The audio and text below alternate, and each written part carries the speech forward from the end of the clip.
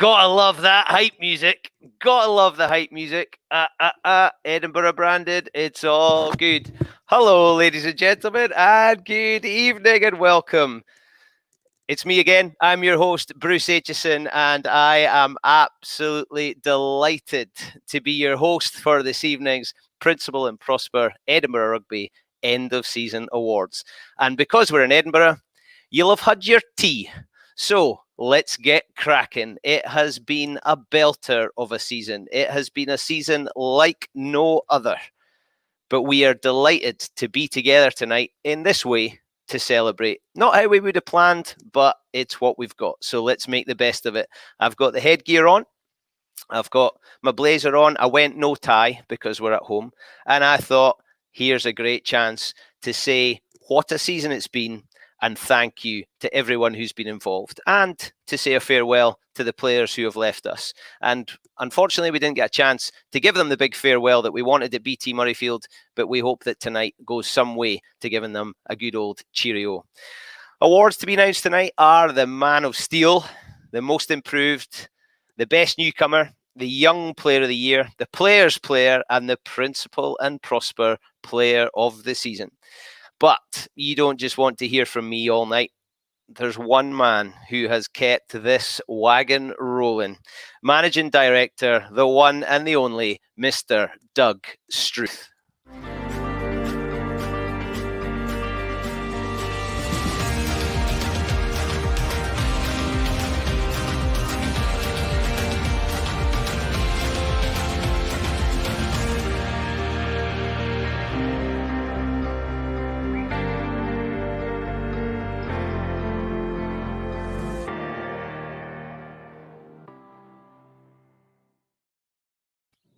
Hello, Doug. Good evening, Bruce. How are you? Can you hear me okay? Yeah, I can hear you loud and clear, boss man. How are you? I'm really well. Yeah, we're back playing rugby, so I'm really well. Excited for this week? Yeah, it's good. It's good to be starting the season again. It just feels like a week ago since we finished the last one. But hey ho. It's time to get back on the horse, though, isn't it? It sure is. You know what? It sure is. And there's a little jug over your shoulder there. Does that have any meaning? Is that of any relevance? Yeah, I'm babysitting the 1872 tonight for this show, Bruce. I don't know what it's doing for my house insurance premium, though. I'm a little bit disappointed because I asked for it, but I wasn't trusted. But if there's a man to be trusted, Doug, it's you. Well, it's back under lock and key at BT Murrayfield tomorrow. So just out for the night. Have the boys had a shot of it? Have they been pretending they're Stuart McInally yet? Yeah, I hear Blair Kinghorn had it on his DJ decks at one stage. So it's still in decent nick though. So yeah, we're all good. Good. So, Doug, what a season it's been. It's been an absolute breeze of a first year for you, I would have thought. Yeah, look, I think we said before, I don't think anyone had COVID-19 written into their business plans at the start of the year, but you know, nevertheless, that was the hand that we were all dealt in so many walks of life, you know. So we adapt as best we can, and you know, I think COVID is obviously still with us and brings us its challenges, but I think across the club we've come together over the past 6 months, probably in a way that we might not have done otherwise. You know, it's really kind of brought us together as a club on and off the pitch and with our fans and with our community and with our sponsors. So, you know, silver linings. I think we've come out of this period really, really strong and with really kind of enhanced relationships.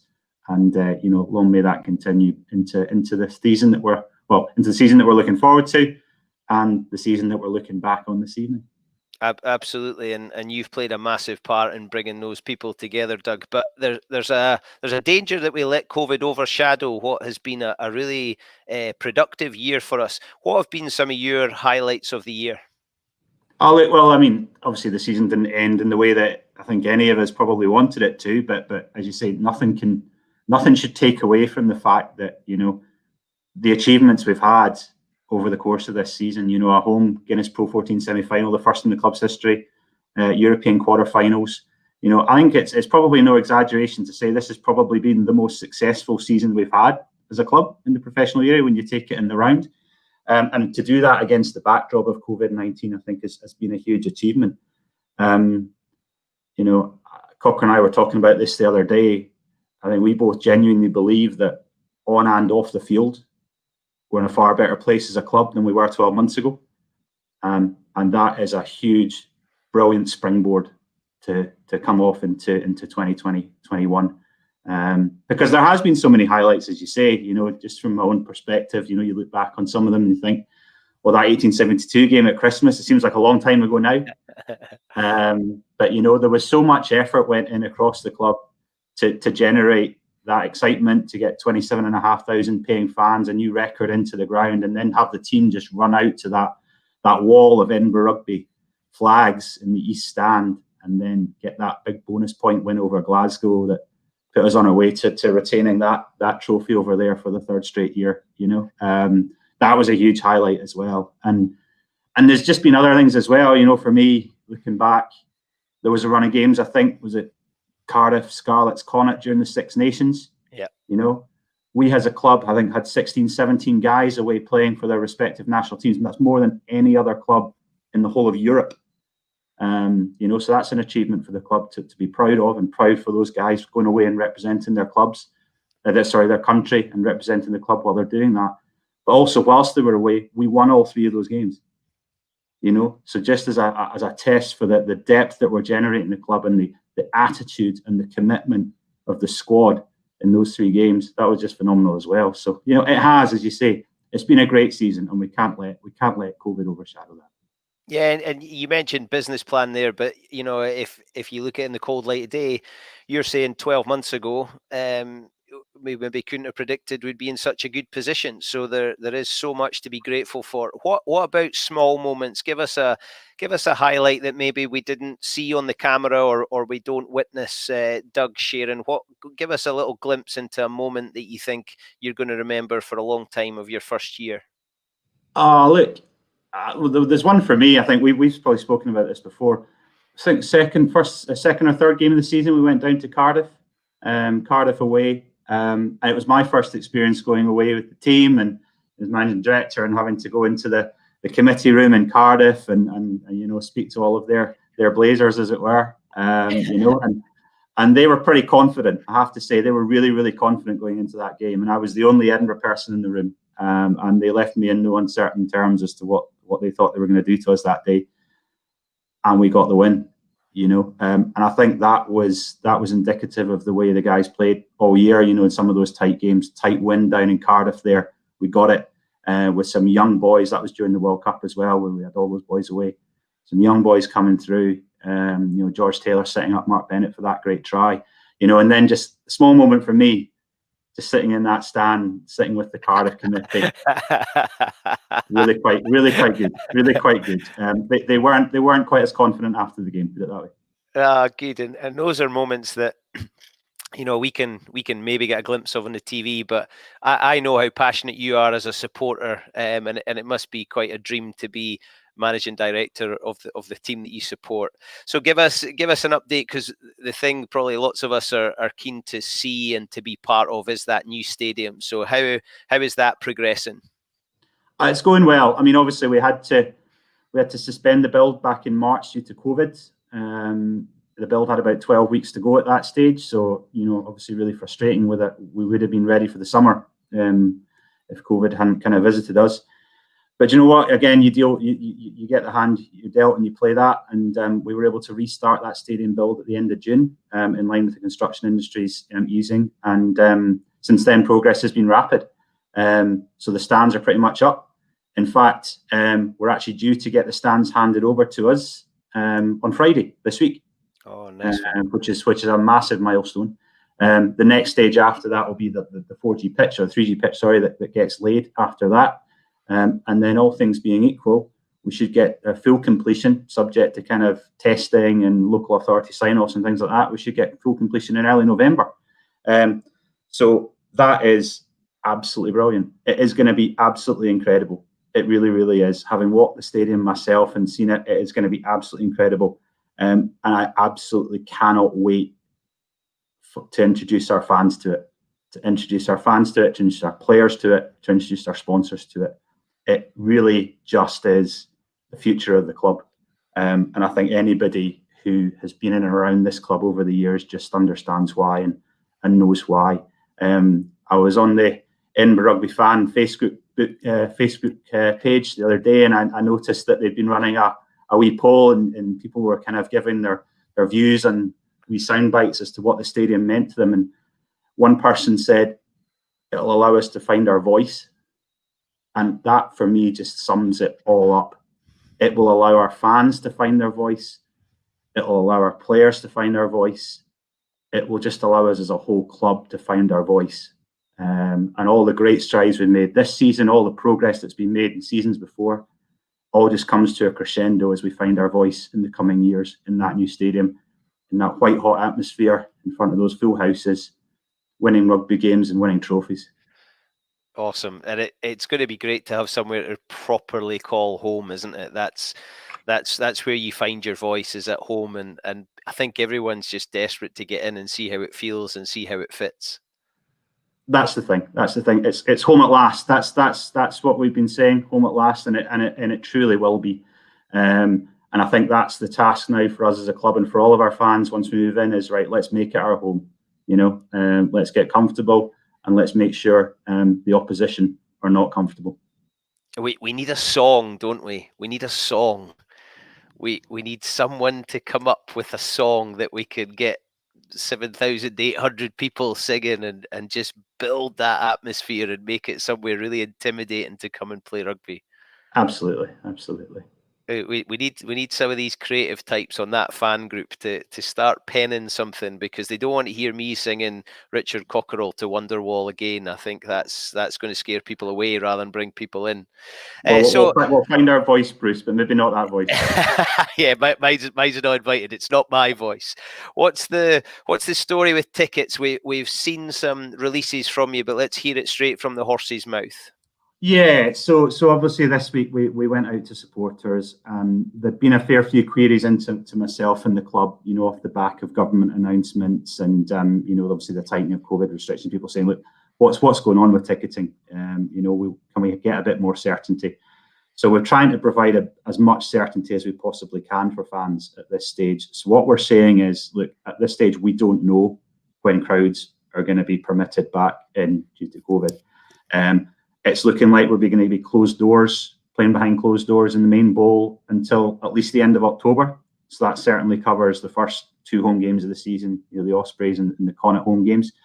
Possibly beyond that, but we'll obviously keep that under review, and we're in really regular conversations with Scottish Rugby and who are in turn in conversations with the Scottish Government on that. So we'll keep our fans up to date as much as we possibly can. So against that backdrop, I personally didn't feel it'd be fair to fans to start selling season tickets right now because there's so much uncertainty. But that's a decision we'll review again in November, December, because it's my hope that obviously we can move on and possibly sell a half-season ticket to fans for the second half of the season. And obviously that would hopefully be in the new stadium as well, subject to social distancing, subject to COVID, etc., etc.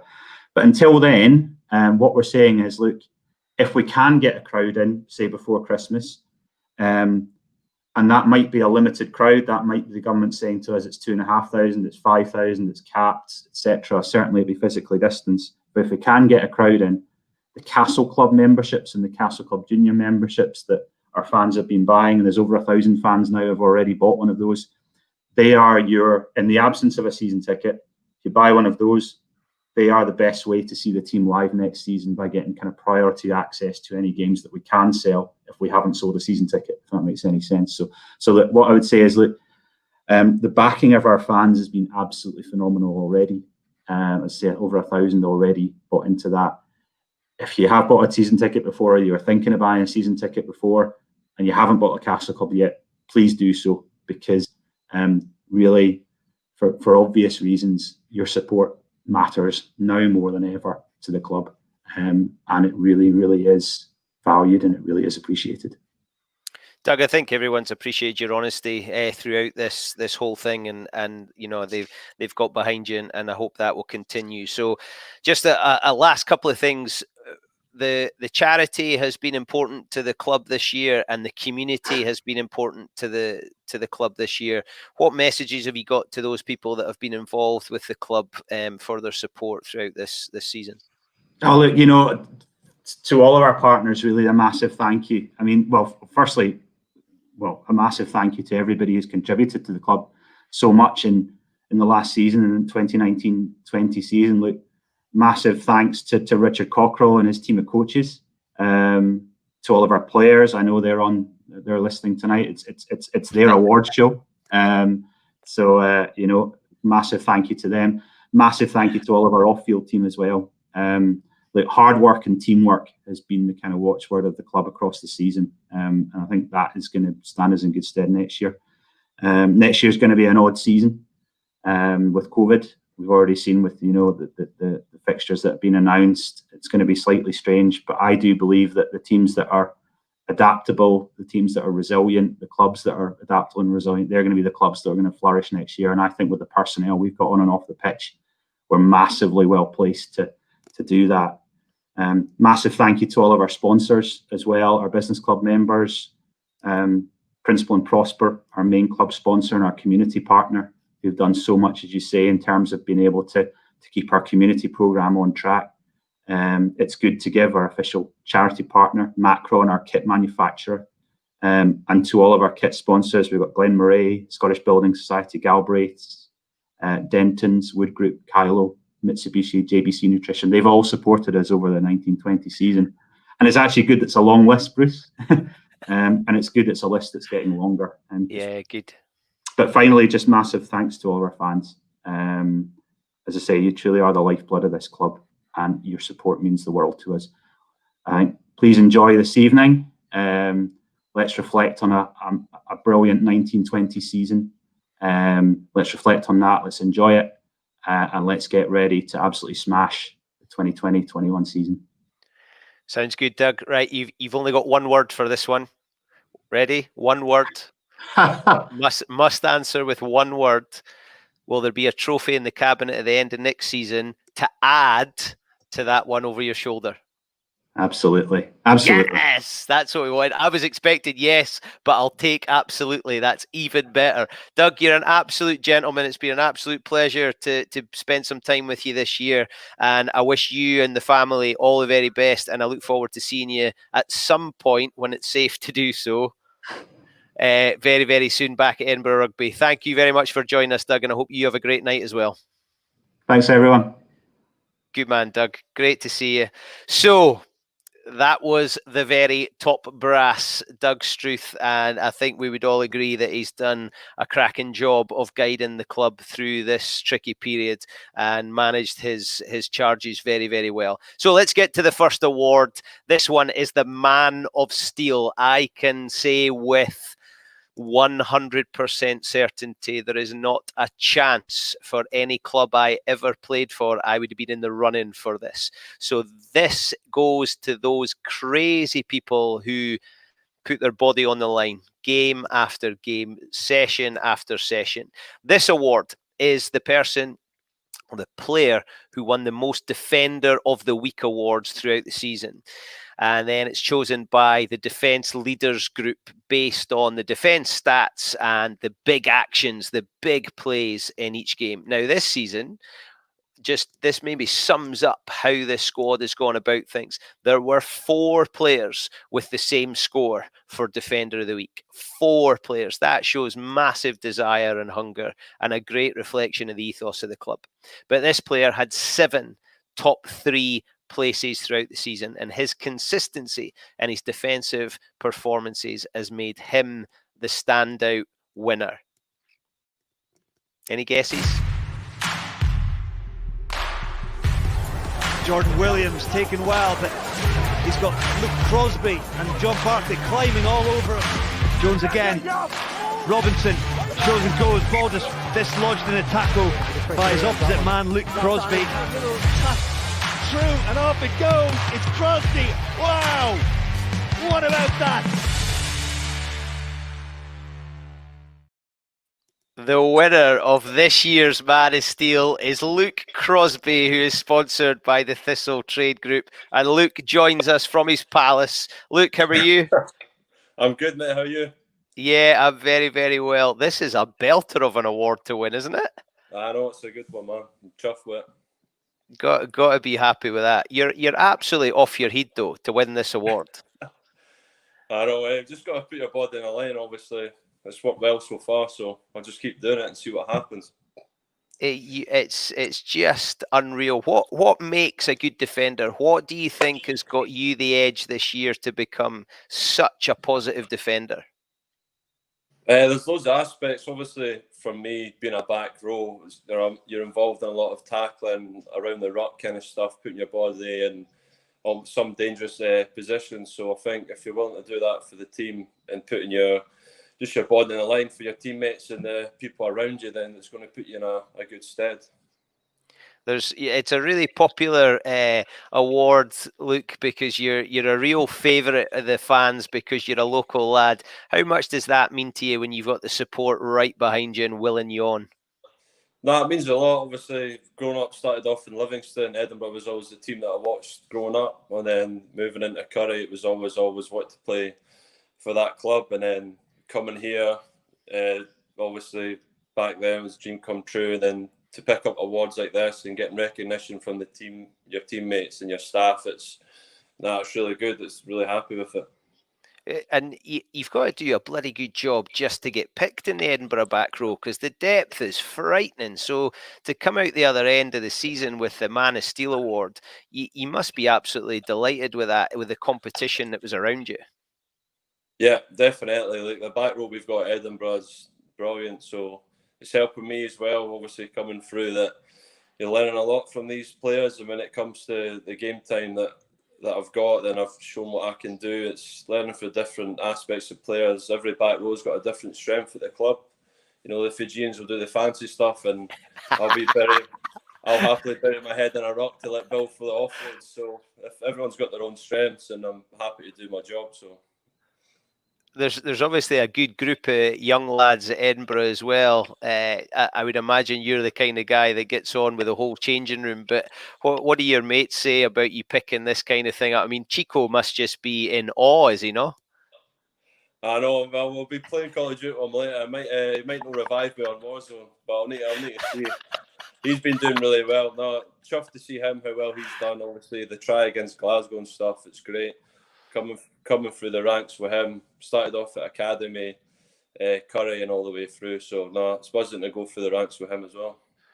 And a wee birdie told me that you've had a bit of luxury installed in the back garden. Is that right? Well, it comes with a job. You put your body in the line, you got to recover as well. So, so the hot tub is to aid the recovery, is it?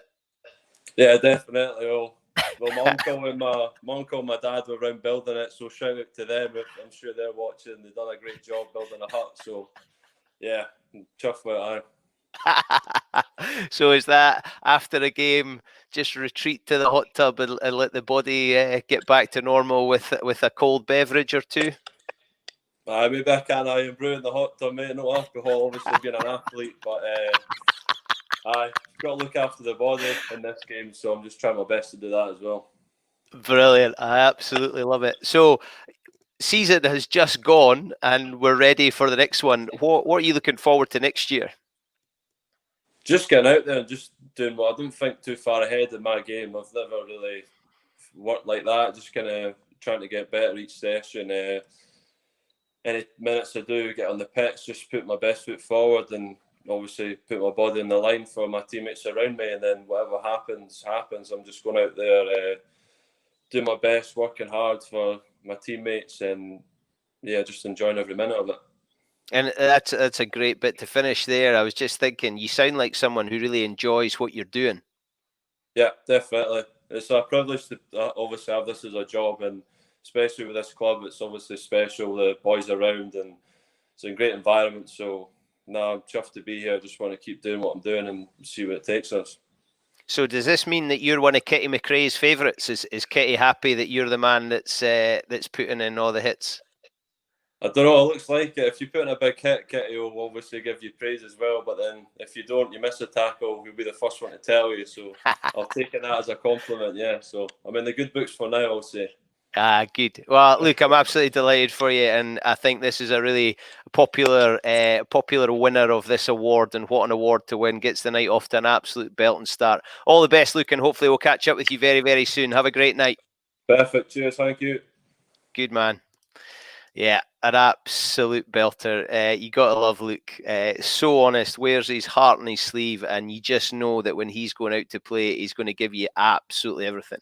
So let's move on, because I'm getting pelters for talking too much. The next award for this evening is the most improved. Now, this is always an interesting one to win, but I think this guy has absolutely stood out this year. He's upped his performance when we were watching him in Europe with the watch along. The way he went into that game was wholehearted, and there was a bit of me felt like he's been there for a long time, but actually this is almost his breakthrough season. He's played 19 games this year. The winner of the most improved is the one and only Mr. George Taylor.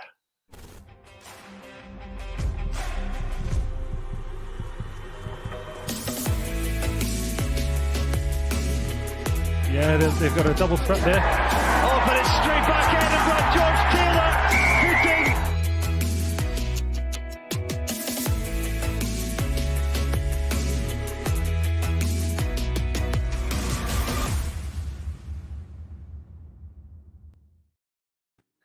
George, congratulations. How does it feel?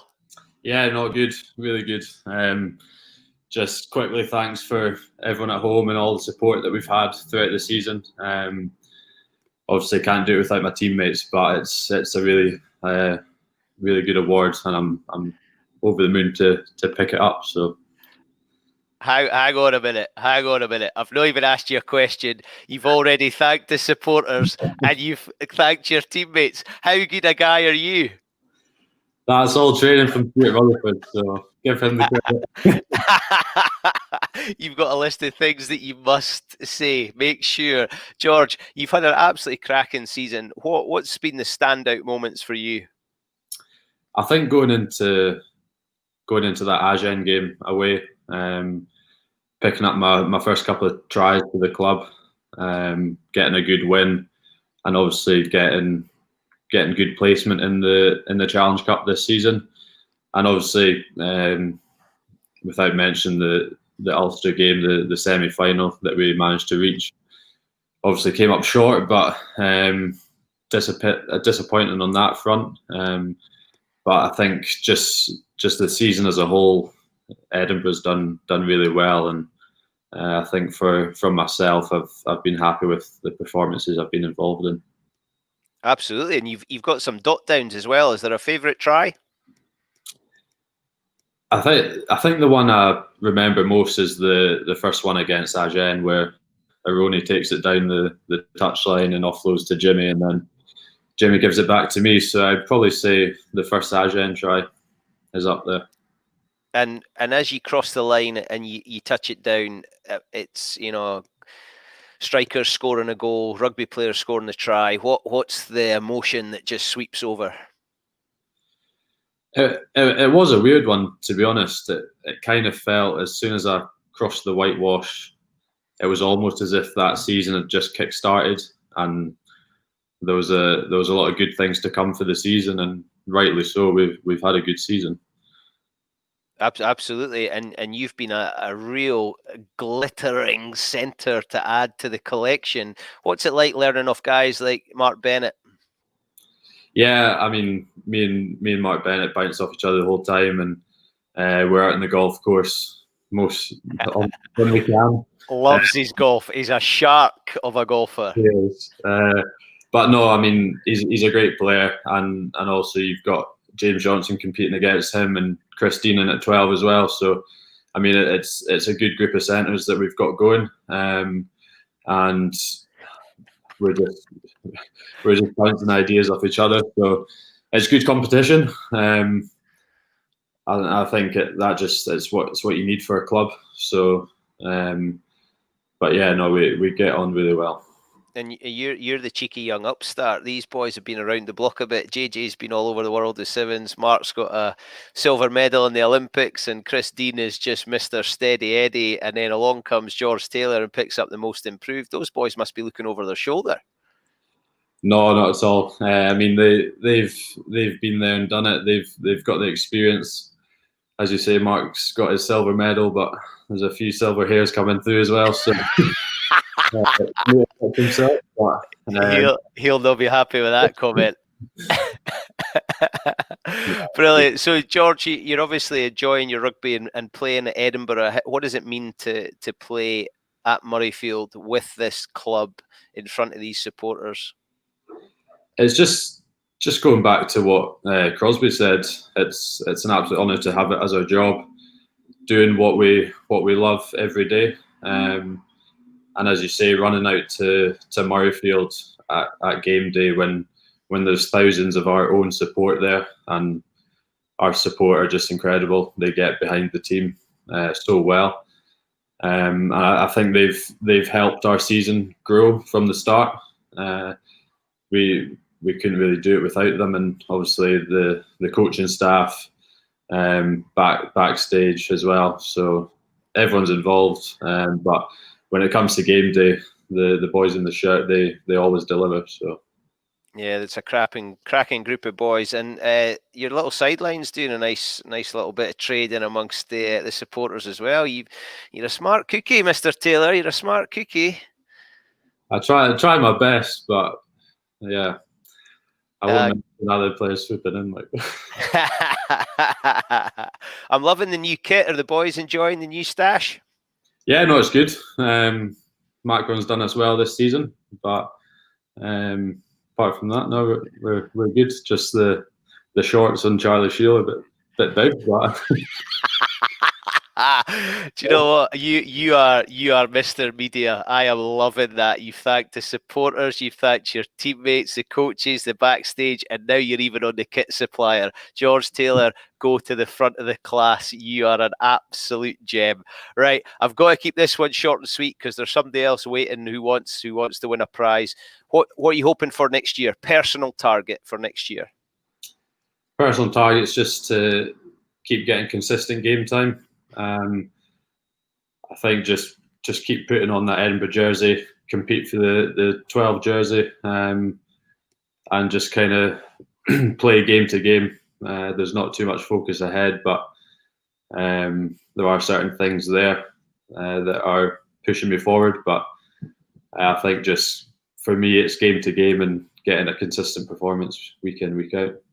Awesome. George, I'm absolutely delighted to be part of this and to see someone like yourself pick up an award like that. I think it's absolutely deserved. You've been fantastic. George, have a great night. Really great to see you. The most improved player for this year, Mr. George Taylor.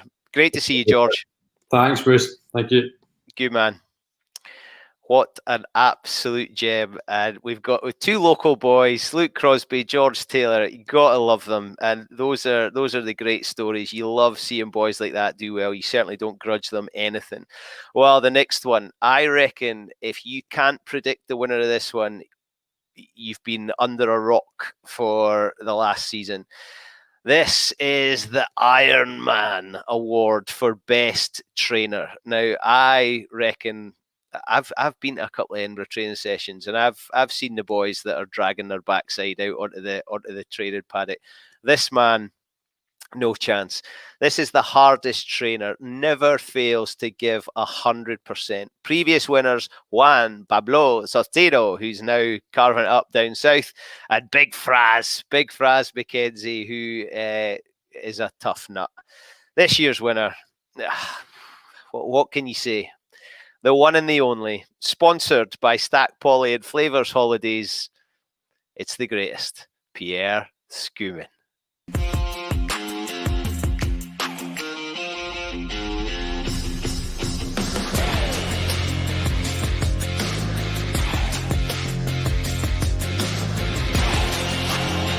Again, good carry from Pierre Schoeman.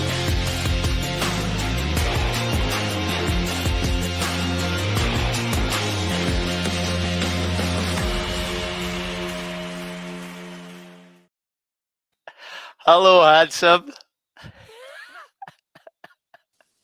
Hello, Pierre. Are you there? Bruce, good to see you, mate. Hope you're well. You look very well. You look very well. How are you, my friend? How are you? I'm doing good, mate. Obviously, like George has mentioned, and Crosby, just to the friends, fans, and family, we just want to say massive thank you for the season on and off the field. We love you guys as the Edinburgh lads, and yeah, very stoked with the award. Obviously, with the SNC, like Nick Lumley, sending you videos every day of him breaking records while he's having an anti-doping Keep Rugby Safe shirt on. It keeps you humble. It keeps you humble. Oh, and look at that message. I wonder who that lady is. Who's that lady that's so proud? I think that's the new dishwasher we added to the flat here in Lauriston Gardens. No, I'm joking.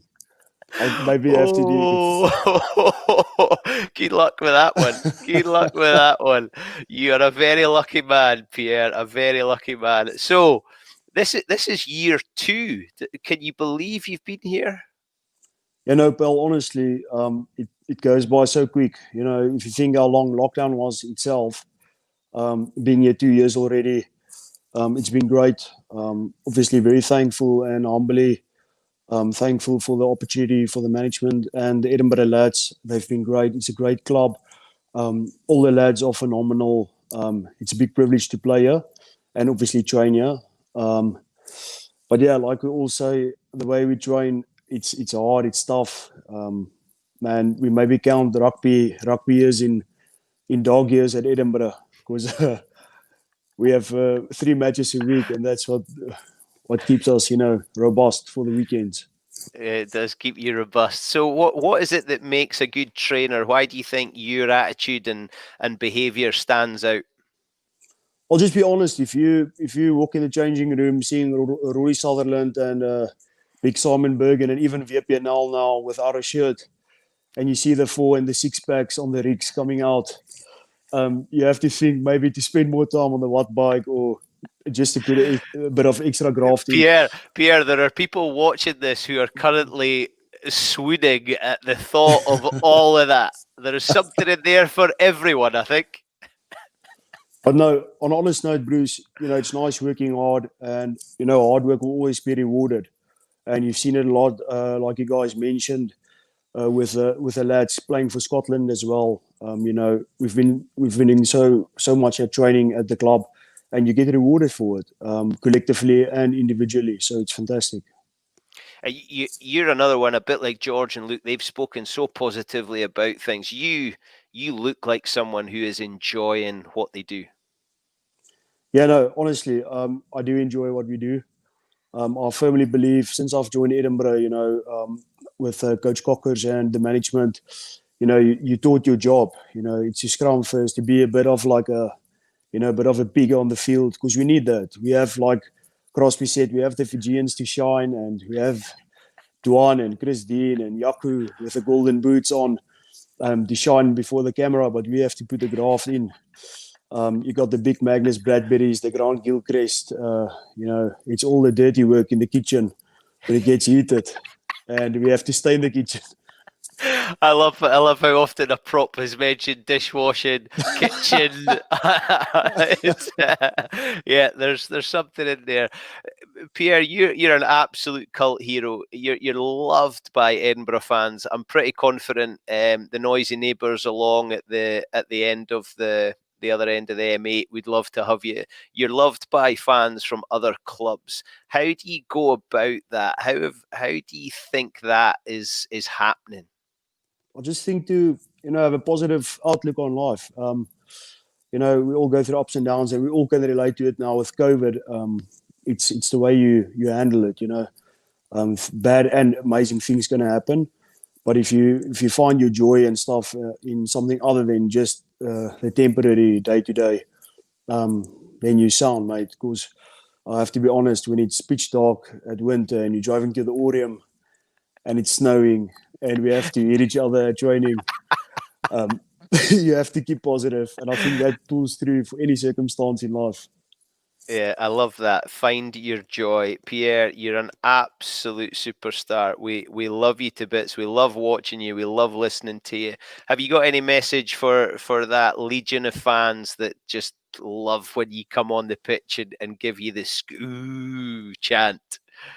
Yeah, I'll just say, the best is yet to come. This COVID thing will pass, and then we can all, reunite at our new home. At last, like Doug said, and it's going to be fantastic, getting some home games, and especially when this COVID thing passes, all of us is going to, leap with joy, seeing the lads local having great success in the seasons and the matches, and then also let's maybe all get behind Yaku, because he's losing hair by the moment, and also his wedding is on the way. Hey, bald is beautiful, my friend. Bald is beautiful. Yeah, Yaku is a beautiful man, and he should treasure those locks while he's got them, because when it goes, it goes. Pierre, you're an absolute superstar. Love you to bits. I'm really looking forward to catching up with you at some point when it's safe for us to do so. But what an award to win, ladies and gentlemen! The Iron Man for best trainer, the one and the only Pierre, the greatest Scuman. Thank you, Pierre. Bruce. Have a great legend. night. And you. Good man. I'm taking that, Pierre. Did Pierre Scuman just call me a legend, or can we rewind that? I'll need to watch that one back. I'm now getting pelters because we are really running behind. So let's get a wriggle on. So we've had some real joy. Luke Crosby, George Taylor, Pierre Scuman, 3 very, very popular members of the squad. Men that we love to watch play. Unfortunately, though, at the end of every season, some players leave us, and it's never easy, but that is part of the game. 10 players have left the club this year. Matty Scott, John Barclay, Dougie Fife, Simon Hickey, Cammy Fenton, Pietro Ceccarelli, Jason Baggett, Sam Thompson, Stan South, and Callum Hunter Hill. A big thank you to all 10. And here is a little clip of what they brought to the jersey. On the inside, Scott's found a break, and he's through. He's away from his man. The pace and the power of Matt Scott.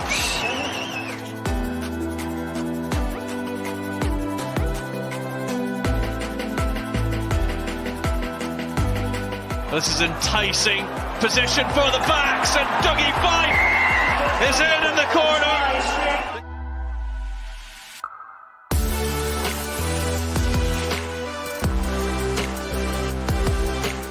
Here it's Shield, he's dragged down, but on his shoulder, Cammy Fenton.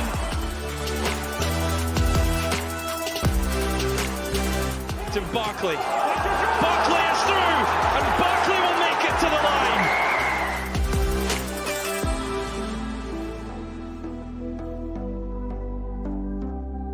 Up and over the 10-yard line. Gets Hickey. Hickey gets the reverse pass. Magical play here.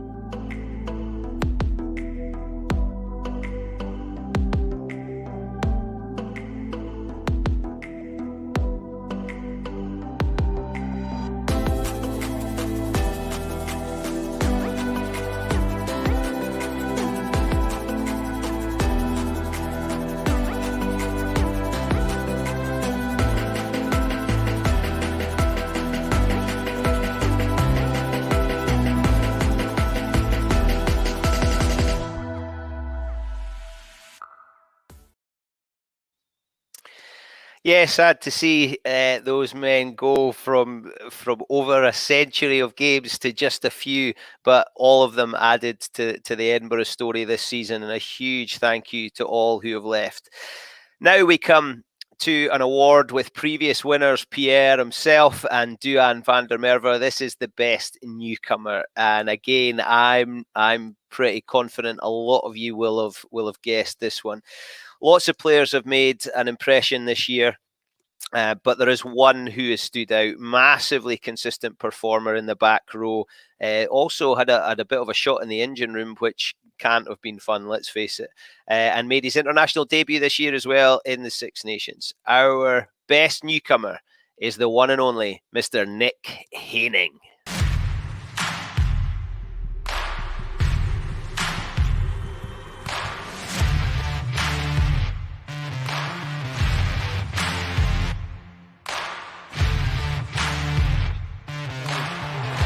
Take it for a wander, and once he gets moving.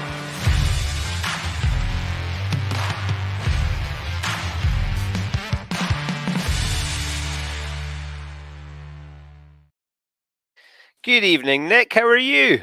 Hi, Bruce. I'm well. How are you, Matt? Yeah, good. You look very well, and I like how you followed the brief that you were to be backlit. Good man. There's a man that reads his emails. Yeah, I got the memo, don't I? You got the memo. Nick, brilliant to have you with us tonight, and an amazing award to get Best Newcomer.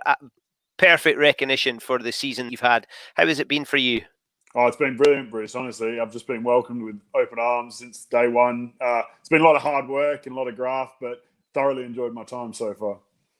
And you arrived, and you've been a victim of Wikipedia. Yes, I have. This was not to my knowledge either, but yeah, I think one of the journalists got their sources wrong when they were making an article on me. So yeah. So Nick, you arrived, and everyone decided that you had been a ballet dancer before you got here because somebody put that into Wikipedia. Is that the story? That's the story, yes. And my sister was a personal trainer for David Beckham and a couple of other sports stars as well, which is just completely incorrect. Oh, I thought we were getting to something there. Yeah. I thought you were going to be able to dish some dirt and get an exclusive. Nick, it's been brilliant to watch you. How have you found fitting into this back row? We've already spoken to Crosby tonight about the competition. How have you found working with these other guys? Yeah, honestly, but it's been really good for myself. And I mean, I'm sure the other boys will say it as well, that, you know, having the likes of Hamish Watson, Jamie Ritchie, Bill Matter, Magnus, all the others, you know, you just learn so much, and it's just been really beneficial for my rugby. So I've, you know, really enjoyed it so far.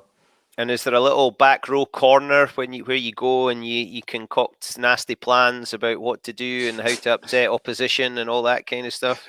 Yeah, we have a little group, you know, we grab a coffee together and stuff and have a chat about it. But yeah. Rugby players and coffee. What is that? Because you've got enough time on your hands after training you just need to enjoy something together? It's usually that we just need to pick me up to get us ready for the brawling sessions we have on a Tuesday. So. Yeah, those Tuesday sessions. Talk us through those, because that's the big one, isn't it? Yeah, that's usually the big day for us. So there's a lot of, you know, a big contact day and our defense day that we have usually. Yeah, it's just quite tough, really, but we get through it. How have you found coming into that changing room? You made it at the beginning. You said about it being so welcoming. Who are the characters in there that just put you at ease when you walked in? Oh, just everyone, really. You know, everyone's been really inviting, and I think, you know, it was just a really good environment to come into, and, you know, everyone was happy to help out and, you know, introduce you, and so yeah, just fitted in great.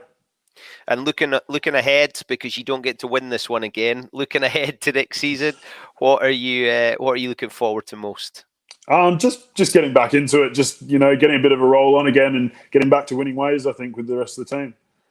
You've always struck me in the few times I've met you of being a really nice guy. How does a really nice guy then become that horrible, nasty back row that carries hard and hits things and tackles? And is it just when you cross the white line you become Nick Haining, the rugby player? Yeah, I'd like to think so, but I like to think I'm pretty lighthearted off the field and pretty chilled out. So I know other people can tell you that, but yeah. Nick, it's been absolutely brilliant to have you with us, and I think everybody was delighted when you arrived, and then when we saw what you were offering to the squad and adding so much, and you look like you're enjoying it. So absolutely delighted to crown you this evening the best newcomer. Congratulations, Nick, and Really all the best. appreciate it, Bruce. Thanks very much. Good man. Great to see you, Nick. Thank you. What a nice guy. Now, this one has made me chuckle. Since I got this, since I was let into the inner circle this week and told who was going to be winning the awards, this one has made me chuckle. If you're good enough, you're old enough. If you're good enough, you're young enough. And this year's winner is definitely good enough. What makes me laugh is he's already won this award, and he won it in 2018. So he's won it twice. He's been the Young Player of the Year twice. That's right. And I really hope he's in his hot tub. I really hope he receives this in his hot tub. This year's Young Player of the Year, sponsored by Thistle Trade Group, is Luke Crosby.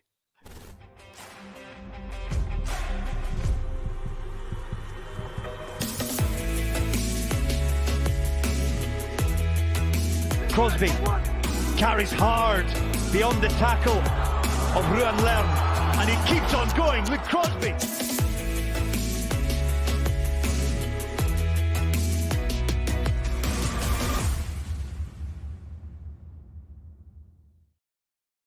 Hello again. Hi, mate. You're just getting greedy now.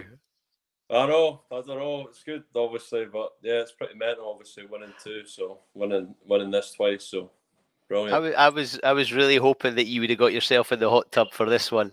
Nah, not yet, mate. Not yet. Not yet. So, what's it like being the oldest Young Player of the Year ever? Hey, he's 23 and under, man. Come on, give me some credit. So this is it. That's it. You can't win this one again. This is your last chance. You need to let somebody else have a go. I know, definitely last chance. But no, honestly, chuffed to bits to win it. Obviously, the names on the award are some, like, obviously people I've looked up to. Obviously, Gilco's there, Roddy, Maggie, Jamie. There's loads of people and players on there that went on to do great things. So hopefully that I can just follow in the footsteps and obviously go to progress on. So yeah, buzzing. Yeah, brilliant. It's a great list. So here's my question for you. Who are you predicting will be on there in the future? I don't know. Jamie Hodgson's a hard worker, so I reckon if he got some good game time, he'd be in there. He's a fellow grafter like myself, so I'm sure he'd be up there. Chico as well.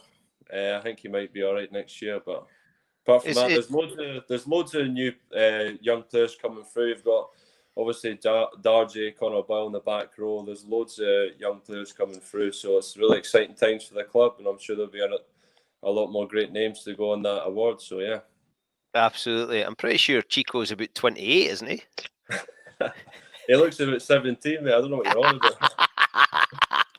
Yes, I knew you'd got some pelters. Luke, brilliant to see you. Congratulations. What a great night. 2 awards and thoroughly deserved. Young Player of the Year, Luke Crosby. Thanks a lot, Luke. All the best. Yes, thank you.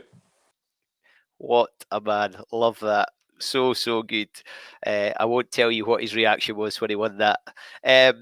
So now let's move on. Let's bring in 2 very, very important people at the club. They're ready. I've been getting messages just offside here telling me they're ready. And these are not people to keep waiting. So let's bring in, we're going to start with club captain, the one and the only, Mr. Stuart Rambo McInally. Rambo, how are you?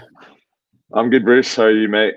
Yeah, very well. You need to stand a bit closer to the razor the next time, though.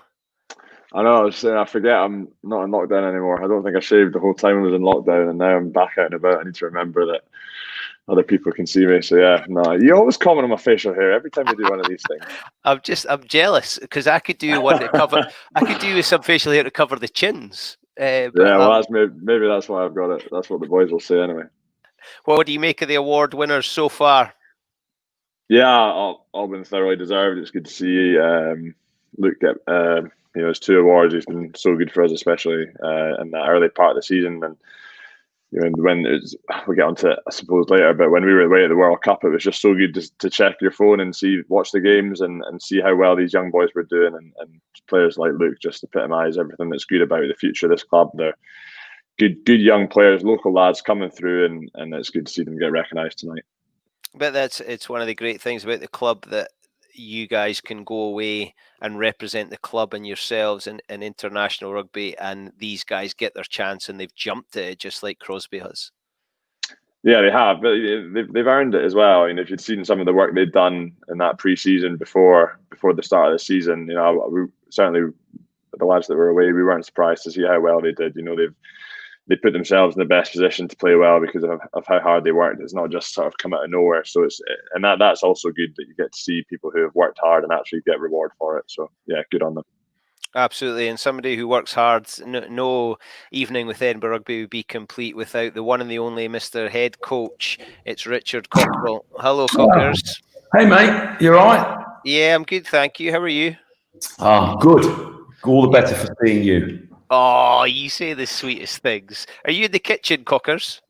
Yeah, do you like it? Do you like the wallpaper? I do. I like what you've done there. Yeah, we haven't decorated yet, so don't tell the wife that. You need to get some of the second rows in to get up to the top there above the door. Good to see you. How are you feeling? I'm good, mate. I'm good. Why? What's going on? What do you want? We've only just finished one and we're about to start another. Are you looking forward to this weekend? Yeah, I think so. Look, it's been a good end to the season as we're in the playoffs and we're in the mix to win trophies. Obviously, a little bit disappointing how it ended up, but we've got no time to sulk and feel sorry for ourselves. We get straight back into it. So yeah, looking forward to the first couple of rounds, and then obviously there's a big test window and then we go into Sunday and Monday games and we just attack it with a bit of excitement and see where we get to. And how does it feel, Rambo? You've had that sort of disappointment, I suppose, at the end, but you're able to get right back on the horse. There's not a summer to go and stew over it. Is that going to be a positive thing, do you think? I think so. I think because we've had the benefit of playing these games when maybe other teams haven't. I feel we've kind of had our preseason games, if that's what you want to term it, going into the season. We're all primed and ready to go, which is great. It is hard for players though, because you put a lot into a season and then you gear yourself up physically and emotionally for knockout games, games that we were delighted to be involved in, and then to come up short in both of them was hugely disappointing. But and we spoke about it after the second game, that it's never right to lose, but looking back at the season as a whole, we've done a lot of good things, and it was important to make sure that the boys remembered that, because, like you said, the season is now starting this week. So, yeah, we're back on the horse and ready to hit the ground running. Cockers, is that a sign of how far we've come? Doug was saying earlier, the two of you were having a chin wag and saying, you're in a much better place than you were 12 months ago. Is that a sign of success, that you're disappointed with how things turned out in the end? Yeah, I think so. But I think we should be really proud of how we did this year. The World Cup, we were very good during the World Cup with a lot of guys missing, and lots of guys stepped up. And you've spoken about it earlier. And I think year one we were championing qualifying for Europe, and what a great achievement that was. We made a semi and a quarter final. No one's even mentioned that we're in the Champions Cup next year, because it sort of seems natural that a team of our quality is playing in that company. So everybody likes to hang on the negatives, especially Edinburgh supporters, or Glasgow supporters, or Scottish supporters. So no, I think we've done a lot of really positive things. We've got a lot of guys coming through that have got into the national team, and we should recognise that, and we should champion that. We've done really well to finish top of our conference. I know it was cut short because of circumstance, but we can't control that. And as a club, we're getting stronger. We've got a new stadium being built and being opened. We've got a lot of guys that have come through and gone into the national team. A lot of academy lads coming through, and we genuinely got a real depth of quality in the squad. And I think where we set off 3 years ago, a lot of us on this project, we should be happy with where we're at. Like, as Rambo said, we're a club that's, we're never happy to lose. We want to win every time we play, and that's a step forward for us. And not accepting that, but knowing where we've come from and where we need to go, and how hard we're going to keep working to get there. Nothing's fixed quickly, but we've got a really good group of people, both on and off the pitch, and we're doing some really positive things. And we need to sometimes just take a little step back and actually recognise that, rather than listening to all the noise that always wants to give you a stick. There's a lot of the people that shout the loudest get listened to, but there's a lot of people that behind the scenes, both supporters and management, that work very hard and appreciate what the guys do on the field. Yeah, absolutely. And through this spell, I think that's been shown, hasn't it? The work that people behind the scenes have done to keep things ticking along. Rambo, looking back on the season, pick out a highlight for you that you think is the thing you'll remember, maybe if we have this chat in 10 years' time. It's hard to pick just one. I think playing in the semi-final and the Ulster game, take the result away from it. I think it was a good game to be involved in, one that we hope we can replicate in this season coming, and have a stadium full of supporters would be awesome. So it was quite subdued in a way, knowing that you should be having a massive crowd for a game like that, and we didn't. And also, it was disappointing not to perform as we would have liked as well. So it's funny that I think that's probably the game I'll look back and remember on the most. Although it wasn't necessarily a highlight in terms of the result, as Cockers mentioned, to where we are as a club now, to getting to semi-finals, and disappointing not to get to a final. Certainly for I've been at this club a while, so it's a good place for us to be, that we're disappointed that we didn't make a final this year, and I think that's it's only going to stand us in good stead in years to come. Absolutely. Cockers, the award winners tonight, happy with those, and maybe an indication as to the work that the club's doing, that so many boys could have been awarded the defender of the season? Yeah, look, we've got a good group of guys. They work hard. Look, we've got a great coaching staff, Callum McRae, Stevie Laurie, Duncan Hodge, along with Nick Lumley, who's driving the S&C, we've got a good environment and the boys work hard. They take pride in what they do, whichever part of the game it is, because to be fair, we try not to let them off the hook in any of those departments. And I think it shows in the results on the field. I think we should take some satisfaction in what we're doing. And look, we're not going to be the world's best team overnight, but there's certainly moving forward. We know what these big games look like now. We know what it takes to get there. And to be fair, year in, year out, first year playoffs and a quarter final. We played Munster in a quarter final. The second year we dropped off in the league, and we learned things about that. And year 3, well, we're in the mix the whole way. So we're doing some really good things. So and the players deserve a lot of credit, because I tell you, they work really hard, and it's difficult sometimes. And we don't always have the what's the right word? The calmest of relationships between the playing group and myself. But we're all trying to get to the same thing, which is to be good and win games and be better at what we do, whether it's the coaching group or the playing group. And excited by some of the young players coming through. Luke Crosby can't win Young Player of the Year next year because he'll be too old. But pleased with the young group of players coming through. Yeah, look, it's down to some of the young guys to step up and take the mantle, isn't it? So there's the challenge. So yeah, look, it's really good that we're integrating the academy into the pro teams. Those 15 lads will come through, and there's some real talent there. Look, across the board, guys are stepping up. Darcy Graham, Kinghorn are coming of age. That's really good. Look, Duan's been fantastic for us this year and stepped up, and hopefully he'll go on and play for Scotland. Same with Yako. I think Yako's had a brilliant season. But yeah, across the board, I think we've got a good group of guys. We're 80% Scottish qualified guys as well, which is important, and I think that's important to build a team around. So yeah, we've got to just keep bringing those young guys through. And the challenge is that I want them to be good enough to come through. I'm not going to pick them because they're Scottish or anything else. Like, they just got to be good enough, work hard enough to come through. And I think some of those young guys have got the opportunity to step up and do that. As Luke Crosby has, he's not come through as the heralded rock star kid. He's had his opportunity, worked really hard and taken it. And he's a really good example for lots of guys to follow. Rambo, if to work that hard, you have to be enjoying what you're doing and enjoying the environment, the people you're with. What is it that makes the ethos around the place so enjoyable that you all want to be a part of it?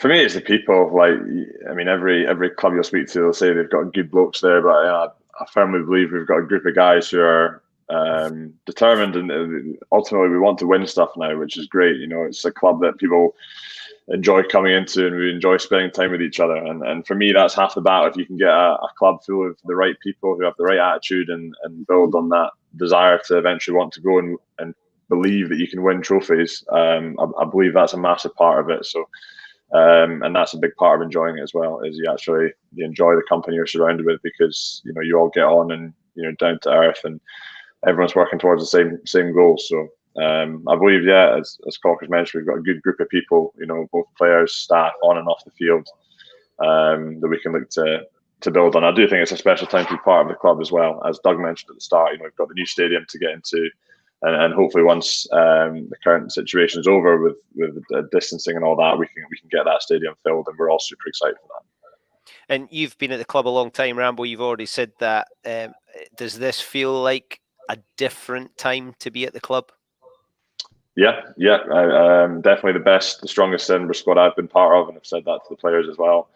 And we should all believe that and take a lot of confidence from that, because we're now in a position where we're going to this year and we want to win the league, and that's not something I would have believed if I'd said that sort of 6-7 years ago. That of course we wanted to win the league. Did I think we would have won it? Probably not. Whereas this year, yeah, absolutely. Why not? We've been in a semi-final. We know what it takes to get there. We've learned the lessons of it. Let's try and go on better. So, the group of people we have are all determined to do as well as we can this year. Absolutely, we're right behind you. Cockers, what are you most looking forward to about the new season? Probably the new stadium. I think we've spoken quite a lot there about players and the group, but I think we've got a great group of supporters. The stadium's been a long time in coming. we've never. I've only been here 3 years, so I'm still a foreigner. But the stadium's been a long time coming, and I'm a big believer if you want to make things work, you can make them work. So we're going to have a 7,800 seat stadium. We want to fill it. We want to fill it because we're playing a good brand of rugby, but also we're winning. We're a winning team, and we can. I'm bored of hearing about the, another Scotstoun sold out, blah blah blah. Well, we have a bigger crowd now than they do, but we can create an atmosphere, and it's our stadium with our team, with our branding, and we can finally start to build a home where we can, it's ours. And I think that's really important for us, for our identity. And look, it's small steps in the right direction. There's lots of challenges around, the two pro teams in the national side and all the things that we have in the country. But there's a lot to moan about, but there's a lot to be really positive around as well. And like I say, for me, it's all about making it work. If you want to make it work, it will work. And I think the reason we've been good in the last 3 years is everybody in the environment actually wanted to make it work. And I really do include the supporters in that. We've got a great group of supporters, and they've had some tough times. They've stuck with us, and let's hope we can give them a few more good times and give us some, we can have some big days in our new stadium. Being in Europe, hopefully we'll get a big French team, or we'll get a big English team, and we can bring them to our new stadium, and we can do what Edinburgh do and show the world, the European rugby, what we're all about. Absolutely, amen to that, and we're very much looking forward to it. And you've played such a huge part, Cockers, and the supporters love it, and they love your honesty, and they love your enthusiasm for not just the game but for the club that they hold so dear. Gentlemen, it's an absolute honour. I could be here all night, as you both know, but I'm going to let you go, and we're going to move on. But thank you very much, Captain Fantastic Rambo, and the one and the only Mr. Richard Cockerill. Thank you, gentlemen. Enjoy the rest of the night. Everybody, have a good night. Cheers, Bruce. Great stuff. You gotta love them. I'm getting pelters. Come on, hurry up. Do the next one's waiting. The next one's waiting. Get on with it. But love Cockers. What an impact he's had. And Rambo started as a kid in the back row, and now he's captain in the front row. What a man. So next one. We're nearly there, folks. Stick with me, please. We are now on to Player of the Season. This is one of those special awards when your mates put you up for this. This is when you get that feeling of, yeah, what I'm doing is worth it. He scores tries for fun. He beats defenders. He runs faster than lightning. He is just unbelievable. It's sickening how good looking he is. Pro 14 Players Player of the Season, and now Edinburgh Rugby's Players Player of the Season, the one and the only, sponsored by 2020 Productions and Ian Fairley. It's Duan van der Merwe.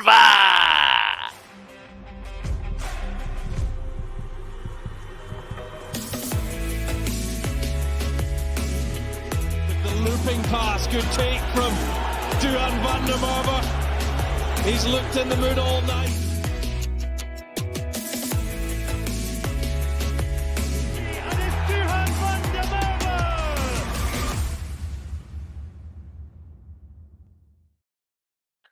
Players Player of the Year, Duan van der Merwe. How are you, sir? I'm good and you, mate.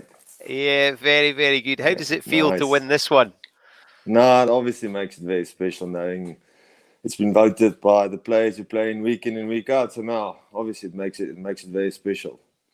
It's a brilliant award, and we were so pleased to see you getting into the Pro 14 team and winning those awards. Are those things just the icing on the cake?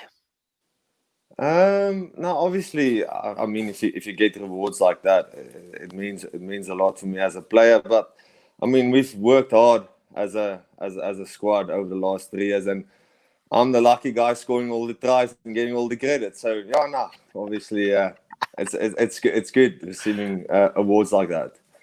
And scoring all the tries, is that a massive motivation for you? Do you go into every game thinking I want to score 1, 2, 3 tries? Yeah, no, definitely. I like to think it's my job. I like to think that's why Cockers picks me in the starting 15 to score tries. So now, obviously, I won't say I'm gutted if I don't score, but I definitely make it my mission to score at least 1 or 2 a game. And has there been one particular try, or is there a couple of tries that you've scored and you thought, yeah, that was special? The one against Scarlets when it was pissing down was quite special because it was, you know me, I'm South African. I'm still trying to get used to the cold, and it was so cold in Wales. And I can't remember. It was like 3 or 4 degrees, and I got the ball from Matt Scott, and somehow just managed to score, dotted down. So no, that was obviously very special for me. That was such a good try in those conditions. It's awful. When you see the scoreline, you think those tries must have been from forwards picking and going, or a catch and drive, a line out. That try could have been scored in the blue sky and sunshine at BT Murrayfield. It was an absolute peach. Yeah, no, thanks, man. Appreciate it. And the boys obviously value that contribution that you're making. Yes, there's the tries that you score, but there's the work that you do in gaining yards and supporting your teammates and what you do in defence. How much has the camaraderie amongst the boys helped you to perform? Yeah, no, sometimes it gets quite tough, and then especially always halftime, and before the game, I always hear boys shouting in my ear, "Do we get on ball? Do we get on ball?" And that obviously motivates me a lot. And even after when boys say, "Oh, we need you on ball," that gives me a lot of motivation to go out there and at least get my hands on the ball a couple of times. Do you know, Duan, you got me in trouble. Why is that? Because I was one of the very few people allowed into Murrayfield for the Ulster game. And in there. Nice. I was in there, and you got the ball, and I had my Edinburgh Rugby ball bags buff over my face, and you got the ball, and I shouted, "Go on, Duan!" And then I got a tap on the shoulder, and I was told, "You're not allowed to shout." Oh, that's a bummer. Are you kidding me on? Oh. So anyway, Duan, you've given us so much joy. You score tries for fun. You're ridiculously good looking. You're a bloody nice guy. It's quite sickening, actually. What is your kryptonite? What is the thing you cannot do? Have you got smelly feet? Are you terrible? Are you a terrible cook? Because what's the kryptonite? What is the thing that Duan does not have? Well, my missus sometimes say I'm a bit dirty around the house, so I don't know. That might be one. I don't know if I'm a very good cook as well. I do the barbecues for us. That's one thing I do. Of course, yeah. That's one thing I do. But all the other stuff, I'll leave it to my missus. Duan, you are an absolutely worthy winner of this. I'm sure the players are the ones that are watching are tuned in and delighted to see you achieve. Duan, thank you very much, and I look forward to catching up with you soon.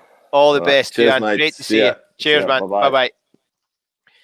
Yeah, it's sickening, really, isn't it? It's sickening. Like, are you kidding me on? Putting me side by side with him. Although, Danny DeVito, Arnold Schwarzenegger. So, this one brings us to the player of the season, sponsored by Principal and Prosper. I sit here feeling massively honoured because I've known this man for a very, very long time. I knew him when he was a boy. What can we say? He is everything that epitomises the Edinburgh Rugby spirit and the ethos. He works so very, very hard. He does the work that you couldn't pay me all the money in the world to do. He's part of a very special group of players who have now achieved 150 appearances for the club. He's in his 9th season. He deserves absolutely everything he gets. He's sponsored by the Edinburgh Rugby Fans Group, so Nicola and her team will be going absolutely bananas. The winner of the Principal and Prosper Player of the Season is Mr. Grant Gilchrist.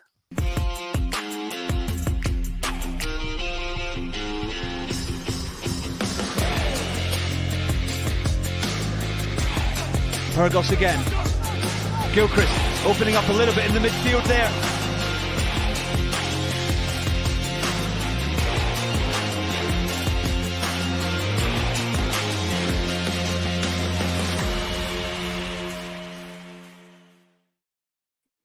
Gilco, good to see you.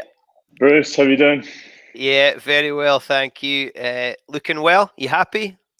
Yeah, no, a tad surprised. With so many guys in the squad, had outstanding years. So yeah, I'm over the moon that the coaches picked me as the player of the year, and yeah, really cool. Gilco, it's absolutely deserved, and it'll be a very, very popular one. There's Big Sandy wading in saying well deserved, and I think everybody agrees. What is it that you love about playing? Yeah, probably I'm gonna bore the life out of everyone, but lineouts is a big part of it. Don't get me started; we'll be here all night. But no, I love a lot of aspect. I love the physical aspect of the game. That's why I play the game. I enjoy the hard stuff, and yeah, I clearly enjoy the tactical side of the lineouts. And yeah, the boys are sick to death of me nosing them off all the time. But that's the kind of sicko that I am, that I enjoy that kind of thing. But you're a really popular member of the squad. You've been at the club for a long time. How does it feel with this group of players going into the new season? I think it's been touched on already tonight. I've been here a long time, and this is a really special group of boys. I think going into the playoff games, it was mentioned, I think this is the best Edinburgh team we've been involved in. Every time I go on the field with this group, we expect to win. We prepare properly, and you'd always go in every game wanting to win. But I feel there's a distinct difference now. You look around our changing room, we should be winning every game, and we go out in the field, it's about delivering now. And yeah, it's the best set of boys and the best squad that I've ever been part of. So that's 9 years or 10 years with the academy that I've been here. So it speaks a lot for the guys, but it's now about delivering, and that's really exciting going into this season. Having to swallow the disappointment of what we went through in the last few weeks. We want to make sure that that's just a stepping stone on our path to getting silverware for this club, because I believe we can do it. Oh, there's Karen on. Very proud as always. Good on you, Karen. Got to love it. Gilco, I've known you. I was your teacher a long time ago at Lawrence Hill Academy in Alloa, and now you're sitting here as player of the season, Scotland international, one of the leaders of Edinburgh rugby in a season like they've never had before. You're a dad. Where did it all go right? Yeah. Not my PE teacher, that's for sure. Mr. McMichael was a shocker. Yeah, I still remember getting told off for swearing in the warm up. Luckily, Cockerill didn't get on it for that. But yeah, it's I love what I do. I know guys have touched on that already as well. But it's a great place to be, and I love what I do. So it's a pleasure. And you've got really strong family backing, and you're a big man from Alloa, well known in the streets of Alloa and Tullibuddy. And that team that you played with, Glenn Bryce, Sean Kennedy, Stuart Edwards, some cracking rugby players in that team. How inspiring do you think that is for other guys who are coming from similar places?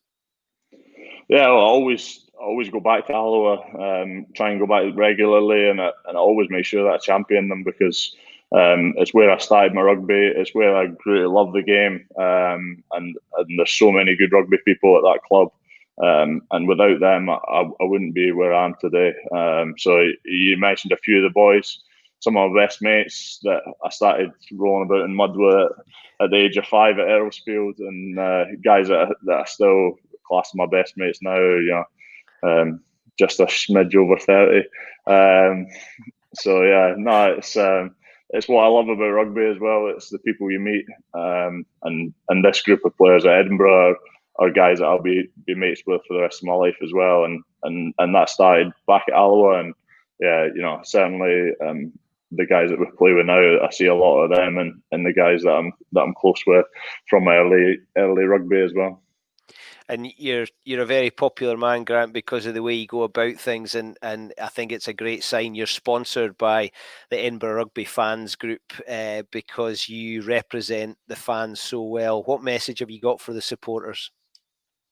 Yeah, so it's obviously been a tough end of the season for them not to be able to come and watch us in these big games, but their support throughout the year and throughout my whole time at the club, I can't thank them enough. Always feel their support, and certainly, we've been thinking about them over the last few weeks when we were the lucky ones that were getting to go out and play in these big games, and they weren't able to get into the stadium and cheer us on the way I know they would have. And we missed that, but when things come back to normal, we've got a new stadium, we've got a team that are heading in the right direction. So hopefully there'll be plenty for them to cheer about this season coming. Good man, Grant. What are you looking forward to about next season? What's a realistic outcome when we're sitting here, or hopefully not here? Hopefully we're sitting together at an awards ceremony. What do you expect to have been the result of the season? Well, we've got a hard draft ahead of us. Obviously, the start of this season is going to be strange. We're going to have to get the ball rolling this weekend, and like Rambo touched on, we're in a good place to do that. We've just played a few big games, so we need to start well. And ideally, we want to win things. That's where we started the season. Last season, we wanted to win. We fell short, but not by much. So we know where we need to improve. We make those changes, and we go into this year to go the whole way. Why not? And in Europe, it's great to be back in the Champions Cup. I love playing that tournament and the big games that'll bring to Murrayfield and hopefully to the supporters. So we want to make sure that we qualify out of our pool, whoever we get in the pool, and that's exciting as well. So I can't wait. We waited a long time to get back to that end of the season, so a week off and let's go again and for what's going to be a long old season. But we're ready to go and we're looking forward to it. Good man, Grant. I have to admit, when I got this stuff sent through and I looked through, I've been very, very lucky with what I've done at Edinburgh Rugby. I was there for 4 days last game on the pitch, but I was absolutely delighted to see that you'd got Player of the Year, and I got to be part of that. So a wee bit emotional because I've known you for a long time, but I'm absolutely delighted for you, big man, and all the best for the season, and everybody's right behind you. Player of the Year, Principal and Prosper, Mr. Grant Gilchrist. Thanks a lot, Grant. Thanks, guys. Have a good night. Good man. Well, what a way to finish with that guy, Grant Gilchrist. You got to love him. A big, honest customer who does everything he can for the club and for himself and for the supporters. We are represented by some very good people, and I'm very lucky to be a supporter with the microphone and to get to speak to these guys. I hope you've enjoyed it. I certainly have. It's been a real honour for me to be part of this. A big thank you to everyone who has watched, for the players who have joined in. Shout out to everybody who played and contributed last season, and we really hope that we're going to get back behind the boys at Murrayfield for the new season at some point. Get hold of a Castle Club membership to give you every chance, if you possibly can. Get involved as Doug Struth banged the drum to get behind the boys, and let's support them. What an evening of winners. We had the Man of Steel, Luke Crosby. He then came back and he picked up his Young Player of the Year award. We had our Most Improved, wee Georgie Taylor. The Iron Man, Pierre Schumann, fans' favourite. Best newcomer, Nick Herring, who is just such a nice guy. We then got to hear from my twin brother, Duan van der Merwe, who was Player of the Season. And we finished off with the Principal and Prosper Player of the Season, Mr. Grant Gilchrist. And in there somewhere was also Coach Cockers and Captain Rambo to give us their thoughts and the review of the season and what they're most looking forward to.